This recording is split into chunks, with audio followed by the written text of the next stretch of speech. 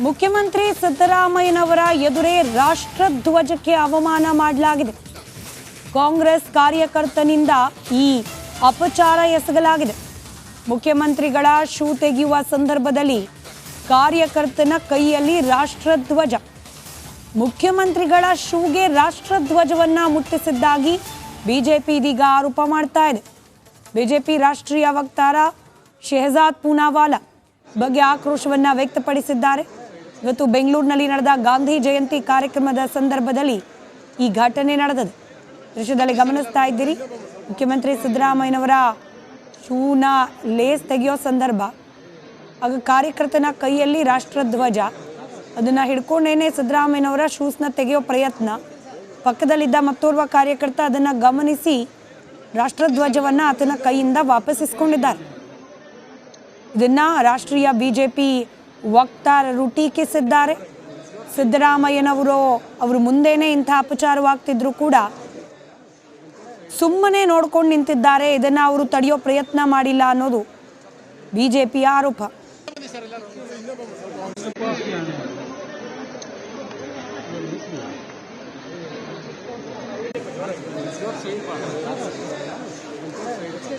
कांग्रेस महात्मा गांधी की कांग्रेस नहीं है, ये राहुल गांधी की कांग्रेस है। इसका परिचय तब मिलता है जब भ्रष्टाचार में अक्यूज नंबर 1 बने मूडा स्कैम के मुख्य आरोपी सिद्धरामैया जी इस्तीफा देने के बदले बेशर्मी से अपनी गद्दी पर चिपके भी रहते हैं।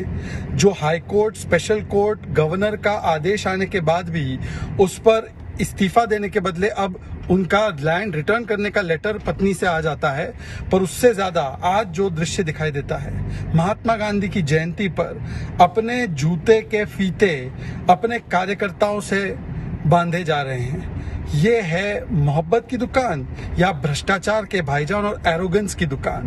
ये एक तो भ्रष्टाचारी बनना और ऊपर से अहंकारी बनना। भ्रष्टाचार, अहंकार, परिवार, यही तो कांग्रेस की अब बन चुकी है पहचान। इस प्रकार से महात्मा गांधी के आदर्शों को कैसे रोंदने का काम कांग्रेस करती है। महात्मा गांधी ने कभी भ्रष्टाचारियों का समर्थन नहीं किया। आज कांग्रेस पार्टी में ಎಲ್ಲ ಕೋರ್ಟ್ಗಿಂತ ಆತ್ಮಸಾಕ್ಷಿಯ ನ್ಯಾಯಾಲಯ ದೊಡ್ಡದು, ಆತ್ಮಸಾಕ್ಷಿಗೆ ತಕ್ಕಂತೆ ನಾವು ನಡೆದುಕೊಳ್ಳಬೇಕು ಅಂತ ಮುಖ್ಯಮಂತ್ರಿ ಸಿದ್ದರಾಮಯ್ಯ ಮಾರ್ಮಿಕ ಭಾಷಣ ಮಾಡಿದ್ದಾರೆ. ಆತ್ಮಸಾಕ್ಷಿ ನ್ಯಾಯಾಲಯ ಎಲ್ಲವನ್ನ ಮೀರಿದ್ದು ಅನ್ನೋದು ಮುಖ್ಯಮಂತ್ರಿಗಳ ಮಾತು. ಮೂಡಾ ಪ್ರಕರಣಕ್ಕೆ ಸಂಬಂಧಪಟ್ಟಂತೆ ಸಿದ್ದರಾಮಯ್ಯನವರ ವಿರುದ್ಧವಾಗಿ ತನಿಖೆ, ಕೋರ್ಟ್ನಲ್ಲಿ ಹಿನ್ನಡೆ ಇದೆಲ್ಲ ಆಗ್ತಾ ಇರೋ ಸಂದರ್ಭದಲ್ಲೇ ಸಿದ್ದರಾಮಯ್ಯನವರಿಂದ ಈ ರೀತಿಯ ಮಾತುಗಳು. ಆತ್ಮಸಾಕ್ಷಿಗೆ ಅನುಗುಣವಾಗಿ ನಡ್ಕೊಳ್ತಕ್ಕಂಥ ಪ್ರಯತ್ನವನ್ನ ಮಾಡಬೇಕು. ಇವತ್ತು ಅನೇಕ ಜನರು ನ್ಯಾಯಾಲಯಗಳು ಕಾನೂನುಗಳನ್ನು ಬಿಟ್ಟು ಅವ್ರದೇ ಆದಂತ ರೀತಿಯಲ್ಲಿ ಕೆಲಸ ಮಾಡ್ತಾ ಇದ್ದಾರೆ. ಅದಕ್ಕೋಸ್ಕರ ನಾವು ಆತ್ಮಸಾಕ್ಷಿಗೆ ಅನುಗುಣವಾಗಿ ನಡ್ಕೊಳ್ತಕ್ಕಂಥ ಕೆಲಸ ಮಾಡಬೇಕಾಗ್ತದೆ. ಅದೇ ಗಾಂಧೀಜಿಯವರಿಗೆ ನಾವು ನಿಜವಾಗಿ ಸಲ್ಲಿಸ್ತಕ್ಕಂಥ ಗೌರವ. ನಾವೆಲ್ಲರೂ ಕೂಡ ಆತ್ಮಸಾಕ್ಷಿಗೆ ಅನುಗುಣವಾಗಿ ನಡ್ಕೊಳ್ತಕ್ಕಂಥ ಪ್ರಯತ್ನವನ್ನ ಮಾಡಬೇಕು. ಇವತ್ತು ಅನೇಕ ಜನರು ನ್ಯಾಯಾಲಯಗಳು ಕಾನೂನುಗಳನ್ನು ಬಿಟ್ಟು ಅವ್ರದೇ ಆದಂತ ರೀತಿಯಲ್ಲಿ ಕೆಲಸ ಮಾಡ್ತಾ ಇದ್ದಾರೆ. ಅದಕ್ಕೋಸ್ಕರ ನಾವು ಆತ್ಮಸಾಕ್ಷಿಗೆ ಅನುಗುಣವಾಗಿ. ಗಾಳಿ ಆಂಜನೇಯ ದೇಗುಲದಲ್ಲಿ ಅನಾಚಾರ ನಡೆದು ಹೋಗಿದೆಯಾ ಅನ್ನೋ ಆರೋಪ. QR ಕೋಡ್ಗೆ ದಕ್ಷಿಣೆ ಹಾಕಿದ್ರೆ ಅರ್ಚಕನ ಖಾತೆಗೆ ಕಾಸು ಹೋಗ್ತಿದೆಯಂತೆ. ಹಣ ಹೊಡೆಯೋಕೆ ಅರ್ಚಕರಿಂದಲೇ ಆನ್ಲೈನ್ ಮೋಸದ ತಂತ್ರ ಅನುಸರಿಸಲಾಗ್ತಿದೆಯಾ ಅನ್ನೋ ಅನುಮಾನ. QR ಕೋಡಿಗೆ ಅರ್ಚಕ ಶ್ರೀನಿವಾಸ್ ವೈಯಕ್ತಿಕ ಖಾತೆ ಲಿಂಕ್ ಆಗಿದೆ.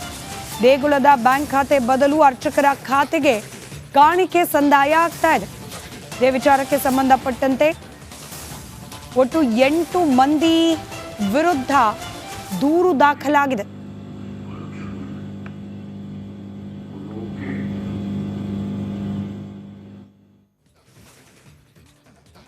ವಿಡಿಯೋ ಕಳೆದ ಕೆಲ ದಿನಗಳ ಹಿಂದೆ ಭಾರೀ ವೈರಲ್ ಆಗಿತ್ತು ಸಾಮಾಜಿಕ ಜಾಲತಾಣಗಳಲ್ಲಿ.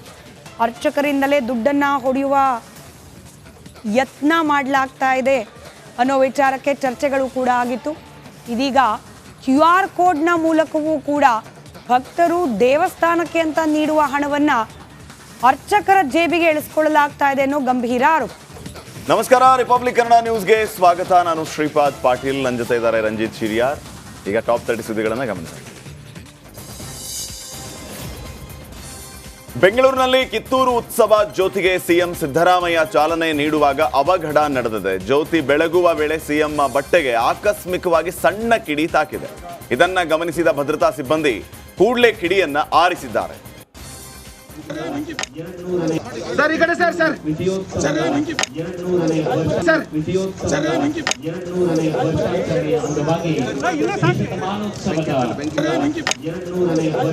ಸರ್ ಈ ಕಡೆ ಸರ್ ಸರ್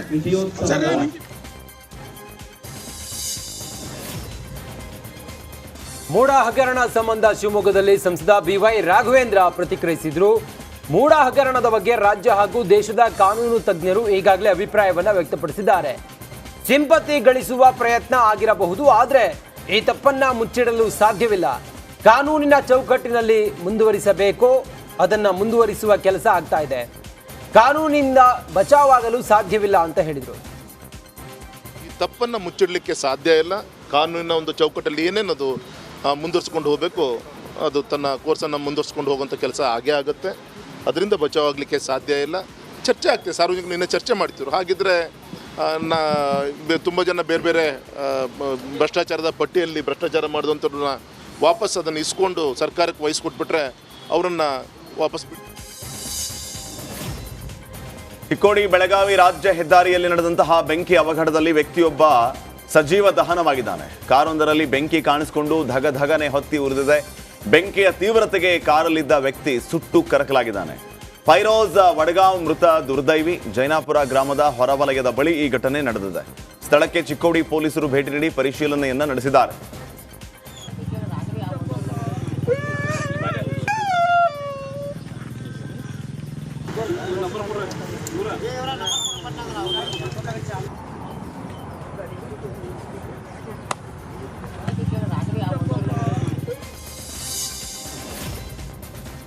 ಊಟಕ್ಕಾಗಿ ಹಾಸ್ಟೆಲ್ ವಿದ್ಯಾರ್ಥಿಗಳು ಪ್ರೊಟೆಸ್ಟ್ ನಡೆಸಿದ ಘಟನೆ ಯಾದಗಿರಿ ಜಿಲ್ಲೆಯ ಶಹಾಪುರ ನಗರದಲ್ಲಿರುವ ವಸತಿ ಶಾಲೆಯಲ್ಲಿ ನಡೆದಿದೆ.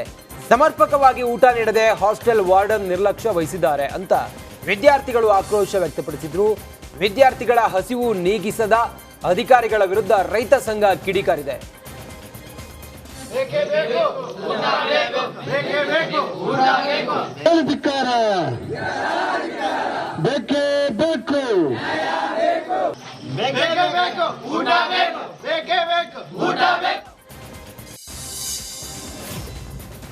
ಕೊಪ್ಪಳ ಜಿಲ್ಲಾ ತಾಯಿ ಮತ್ತು ಮಕ್ಕಳ ಆಸ್ಪತ್ರೆ ಸಿಬ್ಬಂದಿ ಹೆಣ್ಣು ಮಗು ಅಂತ ಹೇಳಿ ಸತ್ತಿರೋ ಗಂಡು ಕೂಸನ್ನ ನೀಡಿರುವ ಆರೋಪ ಕೇಳಿಬಂದಿದೆ. ನಗರದ ಜಿಲ್ಲಾ ತಾಯಿ